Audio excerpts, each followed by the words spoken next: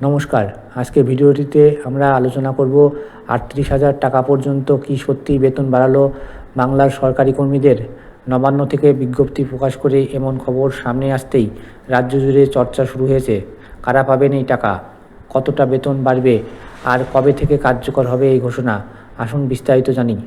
প্রথমে বলে রাখি, এবছর রাজ্য বাজেটে 4% মহার্ঘ ভাতা ঘোষণা করেছে সরকার। তারপরেই এলো বেতন বৃদ্ধির বড় খবর। সরকারি বিজ্ঞপ্তি অনুযায়ী অভিজ্ঞতার ভিত্তিতে ধাপে ধাপে বেতন বাড়ানো হবে। সর্বোচ্চ ৩৮,০০০ টাকা পর্যন্ত বেতন বৃদ্ধি করা হবে। উদাহরণ হিসাবে, যদি কারোর 5 বছরের অভিজ্ঞতা থাকে তাহলে তার বাড়তি বেতন হবে প্রায় 20,000 টাকা। 10 বছরের অভিজ্ঞতা থাকলে পাবেন 25,000 টাকা।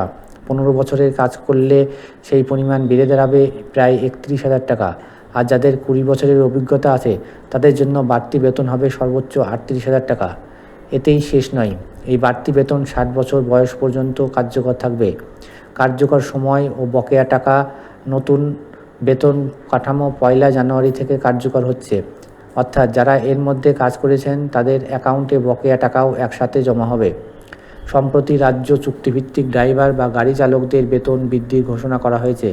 ইতিমধ্যেই এই মর্মে বিজ্ঞপ্তি জারি করা হয়েছে, যেখানে জানা যাচ্ছে প্রাথমিকভাবে তাদের জন্য বাড়ানো হয়েছে 2500 টাকা। তারপর অভিজ্ঞতার ভিত্তিতে ধাপে ধাপে আরও বেতন বৃদ্ধি হবে। তাহলে এক কথায় বলা যায়, নবান্নের এই সিদ্ধান্তে বাংলার সরকারি কর্মীদের মুখে হাসি ফুটছে। দীর্ঘদিন ধরে ডিএ এবং বেতন নিয়ে টানাপোড়েন চললেও অবশেষে এক ধাক্কায় বড় অঙ্কের বেতন বৃদ্ধি পাওয়া নিঃসন্দেহে বড় সুখবর। আপনার কি মনে হয়, এই বেতন বৃদ্ধি কি যথেষ্ট, নাকি আরও বাড়ানো উচিত ছিল? কমেন্টে লিখে জানাতে ভুলবেন না। ভিডিওটি ভালো লাগলে লাইক, শেয়ার করুন এবং চ্যানেলটিকে সাবস্ক্রাইব করে পাশে থাকুন।